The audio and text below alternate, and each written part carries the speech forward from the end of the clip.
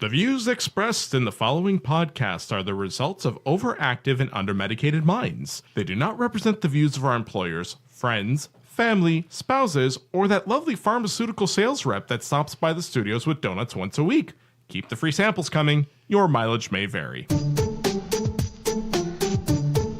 Welcome to Two and Change. The people are real, the drinking is real, and the opinions, unfortunately, are also real. On today's show, we discuss the potential effects of privatizing healthcare in Canada. But first, we discuss the goings-on in Venezuela and how it's all Josh's fault.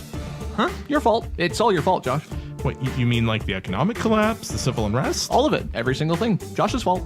I don't see how... When you started championing your kooky anti-capitalist ideas, words have consequences, Josh. Here we are. Well, that's not even remotely fair. Actual socialism... Nope, you're responsible.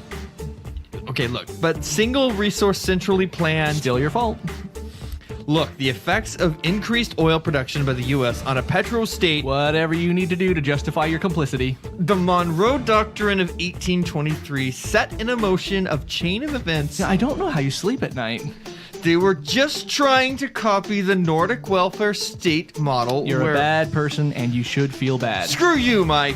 Resorting to personal attacks. How Chavez-esque. If it wasn't for the U.S.-run International Monetary Fund coordinating with the Saudis to seize Venezuelan oil supplies, there would be no civil unrest. This is all just an attempt by the U.S. to I think you broke him, Mike. Another Too much? nation's affairs. Hell no, I'm gonna make some popcorn. The United States cannot Koch brothers and Halliburton, Eric Prince, Blackwater, and all the other...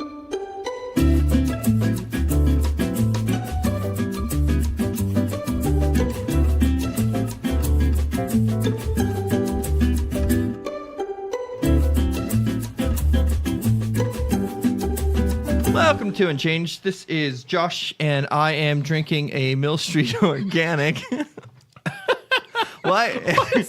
What's so funny? Nothing. It's not your turn yet. Stop laughing. It's not your turn. Our guest can't hold it together, apparently. Exactly, yeah. We didn't give him the right medication from the donut lady. Not at all. All right, well, the beer is mediocrely. It's mediocre, yeah. And this is Mike. I'm drinking a Signal Hill. It's a Canadian Signal Hill, whiskey. yeah. It is. I'm actually going to put it slightly below mediocre. It's. I mean, it's whiskey. I can tell that it's whiskey, but this is not blowing my mind. Yeah, and this is Tim. I'm kind of drinking the same thing, the Signal Hill, just with splash of club soda. For what it costs, it was kind of, yeah. But anyway, yeah, I would put it mediocre. I probably wouldn't go my way to buy this again unless it was on sale. And we have a guest who couldn't keep his shit together long enough to get through the intro. How about that? So we welcoming Rob back. This is what, your third time on the show now? It's been up there a bit, yeah. Yeah. So welcome. What are you drinking? I am drinking Dab, which is a dark beer out of Germany. For what I paid for it, which was my attendance tonight. There. It's pretty decent. I would rate it a bit above mediocre. It's not the best thing in my world, but it's pretty good. Well, you know how much a tall boy that costs? No idea. $1.95. Ooh. Yeah. Buck a not beer bad. almost. Buck a beer. Buck a beer. Buck a beer. Buck a beer. Anyway, so this is Two and Change. It's a show where basically three Canadian drinking buddies and occasionally a guest get together and we have a conversation about a lot of current events, political stuff, and also what we're drinking. The idea is that we get together and we disagree with each other, and everyone at the table is usually wrong somewhere, and that's okay because we can Except still me. get except for Tim. That's only because you have the board, Tim. Yeah. I just edit anyone else's opinion out. Love it. There it is. Yep. No, it's good. I mean, we're basically sitting here. What we're doing, we are demonstrating that people of different political backgrounds and even religious beliefs can get together without wanting to kill each other. Amen. There. Anyway, tonight's The look in Josh's eyes is speak for yourself. I'll see you outside. Unless Tim really disagrees, and it's just like 30 minutes of him practicing his throat singing. There. It's just like 30 minutes high-pitched rant if I really get going. Like, what? Fuck. That's about right. So anyway, tonight's first topic, we're actually going to be talking about the goings-on in Venezuela. So, two presidents? Yeah. Well, of course, I mean, it's been in current events with Maduro basically starting to lose his grip on the country, the EU, Canada, United States, of course, endorsing the opposition.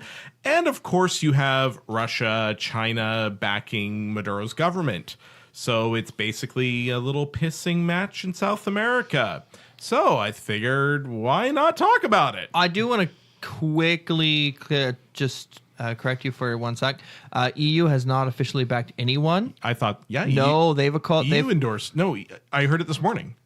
Yeah, that's changed from last time. Because last time I checked, is EU said that they said they will have to call fair elections, and if that doesn't case, they're going to support Maduro or whoever the fuck is the other guy. The other guy. Well, no, all sides on the surface are supporting free and fair elections because that is the platform of the opposition is free and fair elections, which is one of the reasons they, the quote free marks. and fair. This is Free an and audio format, Josh. How many times do I have to tell you this? Free and fair as long as my person wins. Exactly. Yeah.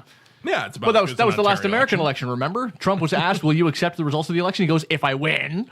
It's a thing. Apparently, 51% of Republicans were recently polled, and they were said even if Russia interfered, it's okay. Yeah. Yep. So that happened. Anyway, Anyway, that doesn't surprise me. let's talk about the cheerful news of Venezuela. I know, Just right? once we Bring get back the on ghost our of fire. McCarthy. Yeah. Yeah, Yep. the cheerful news of Venezuela. I'm going to take a stand where I think I'm going to be kind of non-interventionist on this. I don't think we should be taking a side at all. There's U.S. troops already amassing at the border. Yeah, well, that seems... Allegedly. This is Allegedly. They're there. Come on. Yeah. But here's the thing. It's like every time the U.S. seems to get involved, they seem to just fuck it up. Like Isn't that what I said? Like 3 episodes ago? Cuba, Vietnam, Iraq, Syria. half of the stuff that had Panama. Yep. Everything. We just fuck it up. Panama's a poorly. stable democracy now, but I'm not saying that's because of intervention. In No, spite of. It's because the U.S. Well, ignored them for long enough that they were able to recover. It's a nice place for rich people to hide their money now. Yeah, but the Americans are actually doing what they should be doing. You know, they tried the Middle East. It didn't work out. They made a lot of mistakes. They're going back to what they know best. It's a fucking up shorter South trip. America. There, exactly. Yeah, fair enough. Stick to your lane. It's less of a commute. Stick to your lane. Yeah. Yeah, it's cheaper to send them. You don't even need a plane, really. You just drive. Half your soldiers already speak the language. Exactly. Exactly. That was dark. But true. Yeah. It's funny because it's true. They won't be citizens when they come back. Yeah, there it is. Sorry about your abuela. She looked a little too brown for us, I guess. Seems you're on the wrong side of the wall, folks. So here's the thing. Here's a question then. If Venezuela is in shambles, we all know that it's in shambles. If an intervention from around the world is not the answer, what is? I have an answer to that. I think we just leave them the fuck alone. That seems pretty straightforward. We agree. Yeah. I actually think that's the solution here. Is you know what? Well, There's a folks, lot. thank you for listening to Two. No, Weeks. exactly. And we're done. The first time ever, Mike and Josh agree on Can something. play the end music right now. No, and I think it's and because we always go in and we always fucked it up, and I ranted and made fun of some stuff in the skit about the Monroe Doctrine, but really we have been fucking it up down there since the Monroe Doctrine. Yeah. Yes, there's a lot of things, you know, there's some weird funneling of terrorist finance money from Iran through Venezuela. There's oil money. There's backing of debt from Russia and China. There's a lot of weird things going on, and there's a lot of people who are taking advantage of the country for their own means, including the U.S.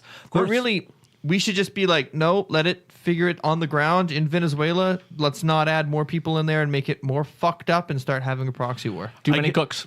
I guess my perspective is yes. I don't favor an interventionist, certainly not a military intervention in Venezuela. Where I get a little twitchy though is that if we're going to say we're not interventionists, I have been kind of monitoring social media, and people, I do respect their opinions, but I don't think they're necessarily correct in some of their thoughts. It's just my opinion. There seems to be a lot of propping up Maduro as being some sort of socialist folk hero, when the reality is that he's presided over one of the worst economic collapses in modern history outside of Zimbabwe. Yeah. And if you point this out, you'll always get, well, it's the U.S. doing it. Well, no, you're a petrostate with a centrally planned economy. It doesn't work. No. Yeah. It doesn't work. I'm sorry. It's a nice thought, but a centrally planned market can't tell you how much toilet paper you're going to need. Yeah. I mean, it worked well when Saudi Arabia was like, yeah, no problem. We'll make sure that the price of a barrel of oil stays up or whatever. But when Saudi Arabia decided to take on the rest of the world, they threw Venezuela to the dogs. And they knew they were doing that when they did it. And it's just... They don't care. No, they don't care. They don't care. They absolutely do not care. Yeah.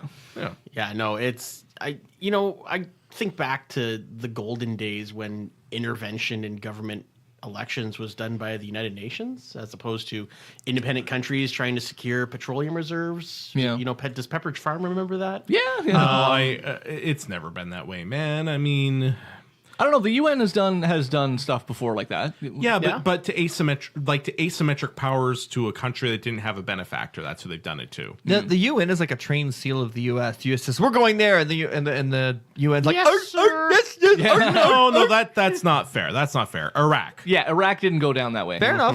Fair Yeah. enough. That's a good point, and I can't argue on that one at all. Anyway, Rob, sorry, I interrupted your point. No, I'm just saying that, you know, if there's a lot of talk of intervention, and in my mind, I agree. I don't think intervention is the right way to go. I also disagree with any of these possible options being good options. We're rocking a hard place here. But if for whatever reason that everything does catch on fire there, you know, maybe it's time for the UN to actually take a neutral stance and deal with it. Okay, so that was actually segueing to my next question here, because is it wrong at this point then for the Western world to back a horse versus is that intervention? Yes. Absolutely. Absolutely. That's We're saying don't back a horse, step out of it, and let the people figure it out themselves. let the people figure it out. Yep. See, that's I'm not 100%. I'm not 100% sold necessarily on that. See, and that's the thing. Like, I'm not just. It becomes radical to say all of a sudden now to be like, let's not do anything, and which is odd because. I'm not saying by saying that I'm not saying that Maduro or who I'm getting the presidents mixed up. Maduro took over from Chavez. Maduro is the duly elected sort of president. Okay, That still does not tell me which one he is. Yes. Okay. No. Yeah, I know. He's the successor to Chavez. Yes. Yeah. So Still not there. Yeah, so I'm not saying Maduro's not terrible. He is. But what I'm saying is, so was Saddam Hussein, but going in there and invading and taking him out, what did that fucking do? It was a terrible idea. No, Power absolutely. vacuum. Yeah, and I don't think anyone's advocating military action though right now. no, don't but know. this is Not this, openly, this is no. this not openly, but this is a prelude, right? Like, and I think where some people, at least on the left, are saying is, I don't like the way they're making him out to be some sort of hero because he's fucking not. At best, you could say Chavez tried and then became corrupt, but you can't say that at all about Maduro. He was always there. He was always there. And I think some of the left as well get this idea of, you know, all these sanctions on Venezuela really created this sort of state that the existence of Venezuela as it is, which is a fair criticism. They bankrupted that country. Yeah. Because they were a communist country and they just had an issue with that. And here's the thing. I don't think it's fair to make a blanket statement saying if you don't intervene, let's say, maybe not with your military, but with political pressure. Well, if we're not going to do it with Venezuela, then why would we do it in Sudan, for example, where there's actually a human rights crisis going on?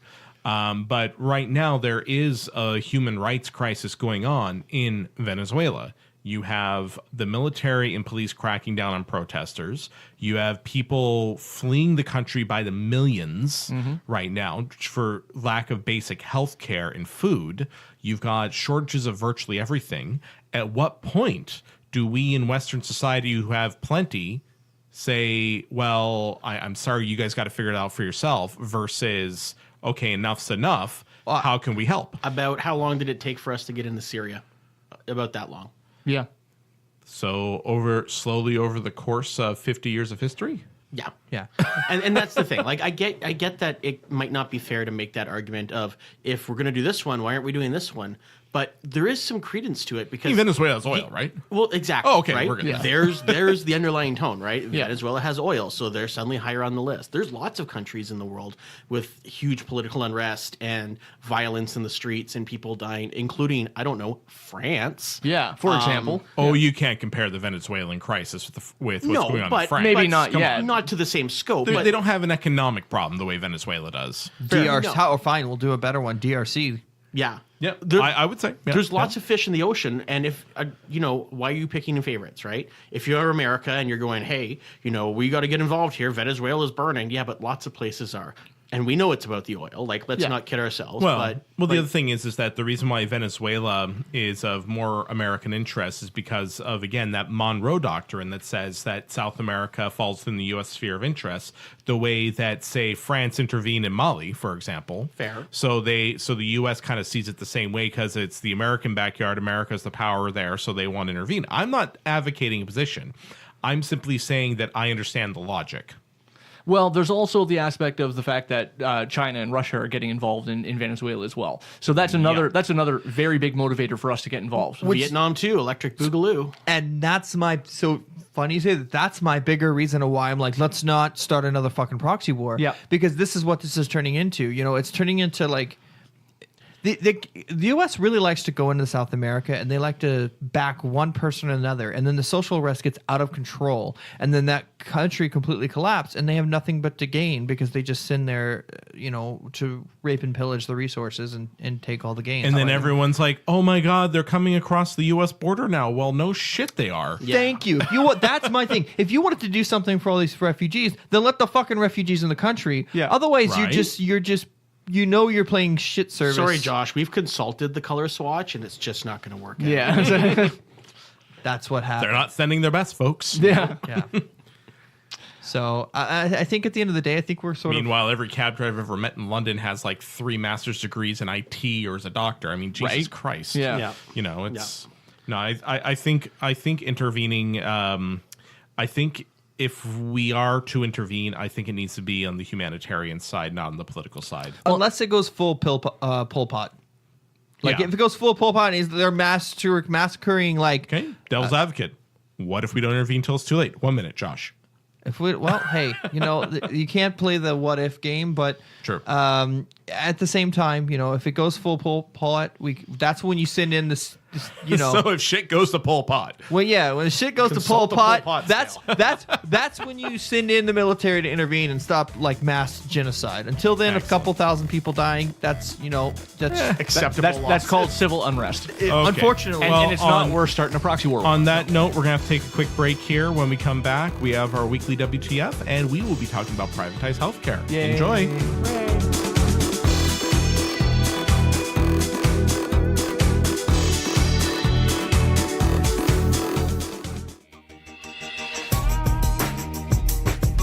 You're listening to Two and Change. Wait, I can't find my script. Hold on. How do you zoom in on this thing? You need a script to remind our listeners to visit our website, twoandchange.ca, to read our blog? Or like us on Facebook, or follow us on Twitter at 2andchange. Hold on. I'm almost ready. We'll wait. Not really. Time's almost up. These are only supposed to be 30 seconds, dude. Hold on. Oh, here. Remember to. All right. Welcome back from that break. Hey, everyone. Do you know what time it is? Well, it's time to rotate the microphones and change the oil on the mixing board. Nope. It's weekly what the f*** time.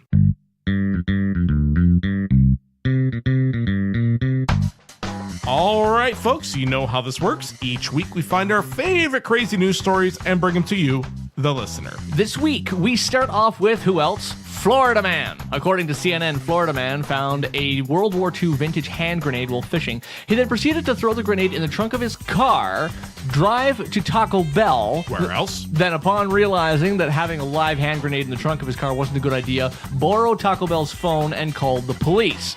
The Taco Bell was evacuated and the device was removed without incident. Oh, Florida Man. We love you. Never Well, my change. question is, how did the grenade, like, somebody must have been trying, like, grenade fishing. Yeah, like I've heard of yeah. this, like dynamite fishing, right? Yeah. It's the South. That's probably like every fourth fisherman. How y'all watch this? Make Moose Jaw great again. As the world's tallest moose statue, Mac the Moose has greeted visitors to Moose Jaw for decades. However, in an effort to take the crown, the Norwegians, of course, were created Storgen, or however you say that, which towers over the mighty Mac by 30 centimeters. How do we Canadians respond? Beer. Goddamn right. That's right. Moosehead Breweries, the greatest of breweries, has donated $25,000 to renovate Mac to take the title. According to the Calgary Herald, all options are on the table to make him taller, including adding an RCMP Stetson or stiletto heels. Y'all are gonna just need a big moose dick. Just something that raises Just them a up gigantic moose erection. enough. Yeah. That you need to erect an erection. Well, that's how Matt is gonna greet people, with the big moose dick.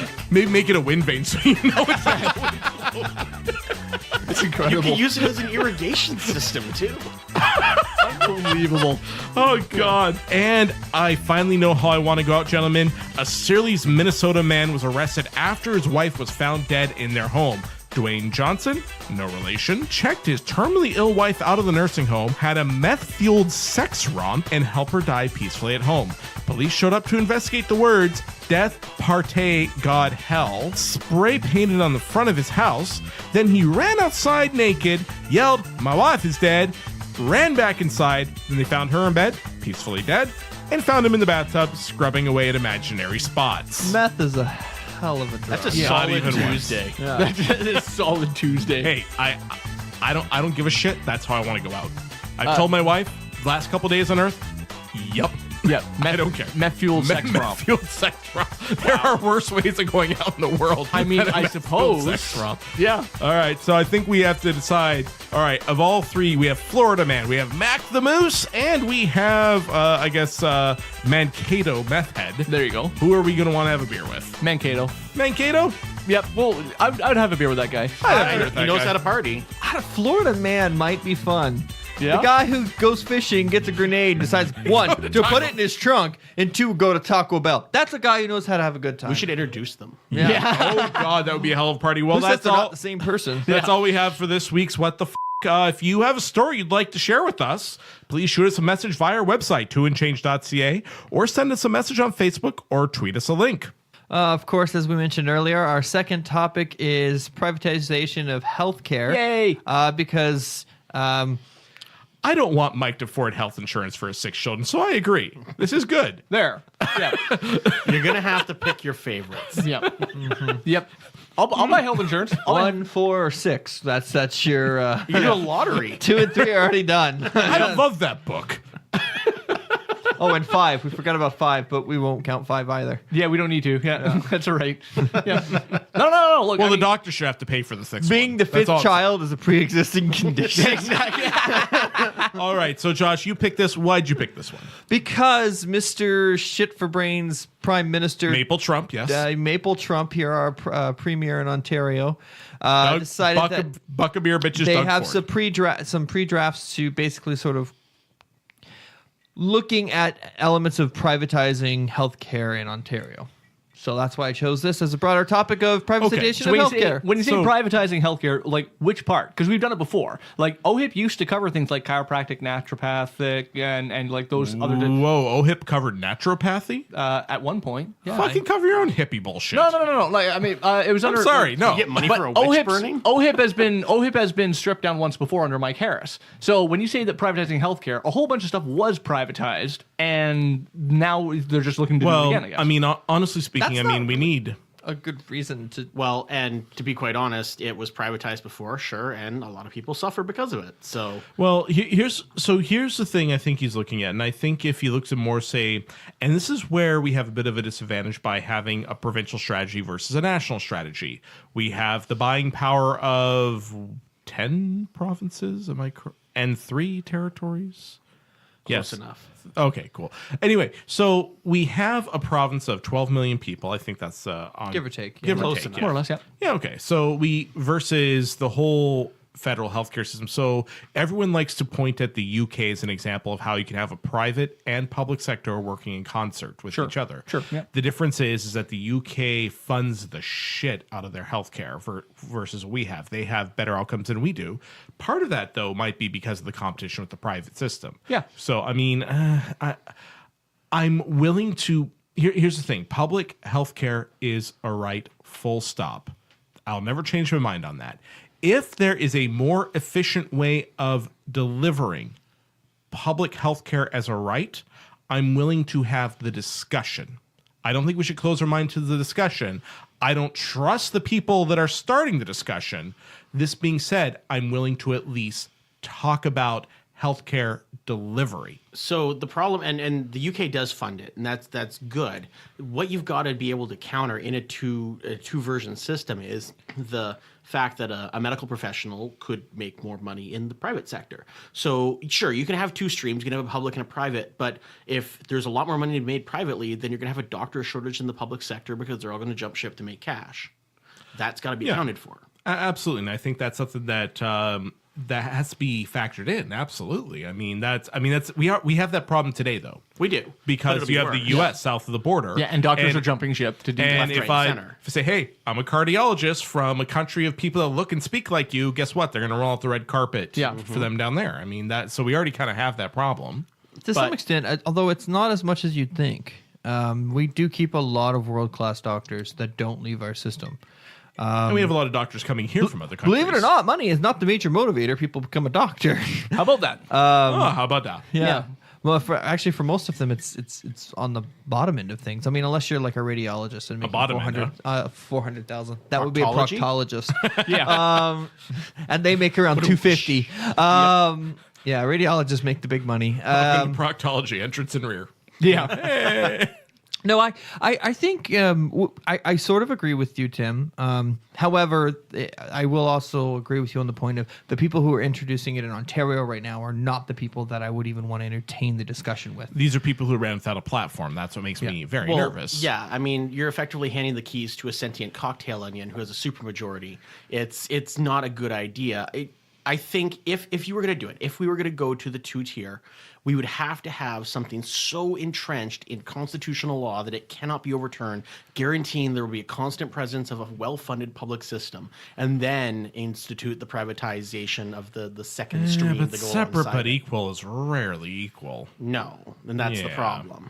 Yeah, Anyway, no. Mike, I see you eagerly darting your eyes back and forth here. So, on principle, I don't think healthcare is a human right. No? Nope.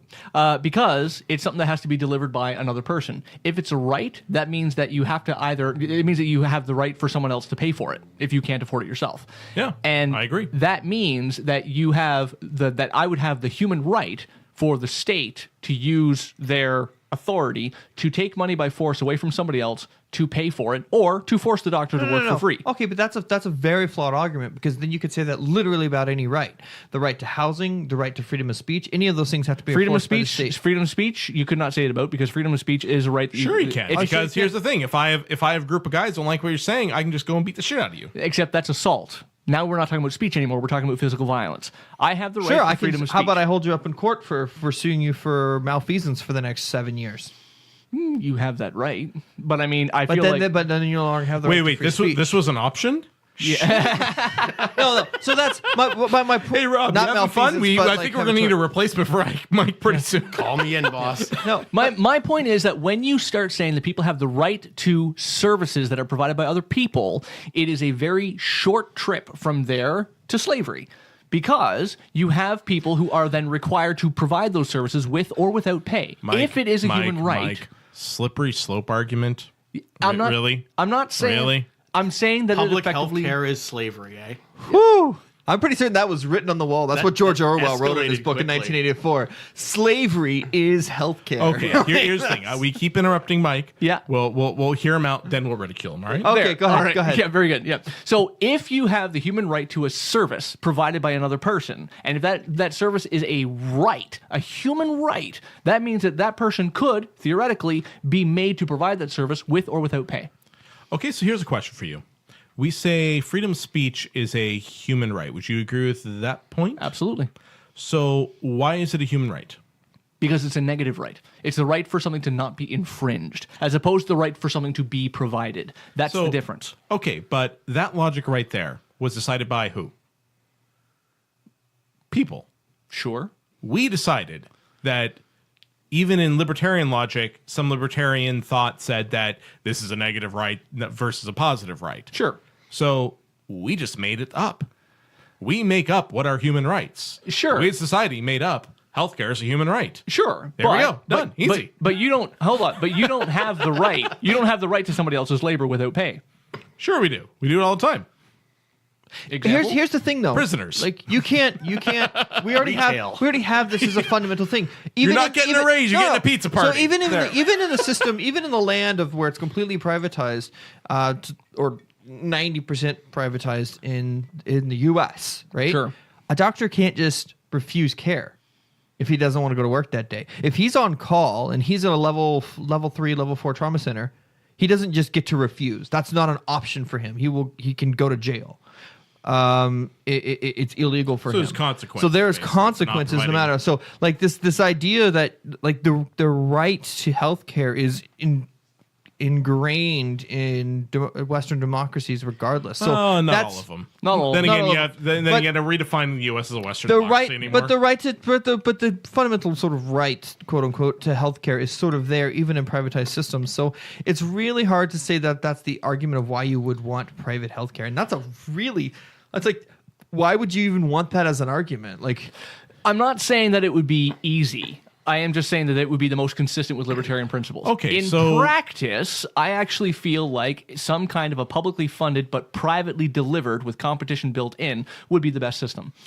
Okay, so I mean, so getting away from the philosophy, because I think that might be a bit of a red herring from the argument. Although I do appreciate the philosophical angle. There you go. I disagree quite a bit because I think the argument over what is and what is not a right belongs to the people who decided what is and what is so not on a right. practical level. Yeah, on a practical On a level. practical level. Is there some merit in having this discussion around private health? Like, I will not support private clinics because that undermines the public system. Like being able to here's a wad of cash, or I go to Manulife or another insurance company has this super duper plan to get you in somewhere else quicker. That will undermine the public system. Public system only works if we all participate in the public system. Here's something that I wouldn't mind seeing, but they'll never do, is I would love, because I think it'd be the easiest solution, is opening up public money to private mental health care areas. Because mental health care is woefully underfunded. Yes, it is. woefully underfunded Woefully. and woefully understaffed. Like a lot of the places are there, like the fact that OHIP, at least the provincial insurance in Ontario that covers healthcare, pretty much doesn't cover psychology. So a lot of this preventative, and it doesn't cover. So let's leave from mental health care for a second. It doesn't cover preventative medicine. So it doesn't cover things like diet, so Or shit, dietitians, going to the dentist. or going. It Yeah. doesn't cover dentistry or optometry, things that are Which I fundamental. thought was ridiculous that if I need a tooth removed, I can't do it at the dentist's office and get it paid for. But if it abscessed to a big enough problem, then I can have it removed at the hospital for 10 times the cost. Yeah. What the fuck is the logic behind And that? that's exactly part of the problem with public funded and public delivered services is that they're inefficient. They're bloody inefficient. Not that they're inefficient. It's just you have more conservative minded people who come in. And rather than reinforcing a good public idea, they throw out the baby with the bathwater, and then I'm starting to make rant. Sorry, noises, no, aren't I? it's the concept of starving the beast, right? Is that they've taken away things like dentistry, and because now dentistry is something that is ineffective, or you have this situation where they're plugging up ERs for an abscess of a tooth. Yeah. It's making the system inefficient, and if the system's inefficient, then you can privatize it. It's by design. It's not by inefficiency. It's by design of conservatives who want to privatize overall. So, Rob, you've been quiet for a bit. I'll give you the final thought on this one. Okay. Well, the two things that come to mind on this are both timely. With privatization, obviously, private companies are in it to win it for money. It's a race to the bottom, deliver services for the least amount of cost, and ultimately quality suffers. Right now, in addition to this news, we've also had a study out of Western Ontario University about the number of people that die from surgery in the world in a year. And they were able to directly link worse quality healthcare in third world countries and worse quality surgery with a higher death rate. Likewise, if we look to the States and how many people are in abject poverty because of medical bills and how it affects them and how many people die every year there, it's the big thing to keep in mind with this discussion is what the end game consequences can be. This is nice to talk about philosophy and sit in our ivory towers, but at the end of the day, if we make the wrong choice, people die. Yep. No, I think we can all agree on that point that if this is a big issue, this is a big important issue, and I don't think we should be leaving it to some idiot with a horrible haircut. Oh, well, I don't think his haircut's that bad. His haircut's not that bad. Not that It's- bad. It's okay. It's okay. It could be worse. Look south of the border. Exactly. I mean, his haircut is really quite average. Anyway, that's all the time we have for today at Two and Change. I just want to thank all listeners for tuning in. If you are enjoying the show, make sure you check out our website, twoandchange.ca. Make sure you continue to download our show off of Podbean, Spotify, iTunes, wherever you get your podcasts. Hey, guys, guess what? We have a contributing writer and editor now. We do. We're moving up the world, so special thanks to Matt Ebel for his contributions to this episode. Anyway, for Two and Change, I'm Tim. I'm Josh. I'm Mike. And Rob. We'll see you next time. Yeah, we're moving up the world, man. We have a writer. It's A writer? Yeah, someone that we can give like verbal credit to on the show now. I know, right? And pretty soon we'll have like a staff caterer, wardrobe provided by. I'll be back in that. What do you think? Oh, we'll be too famous. Tim, what do you think this is? A socialist government? Jesus. Yeah, exactly. Everyone gets a rainbow and a free puppy. Yeah. Well, we aren't paying him a puppy. Yeah, exactly. He's working for us.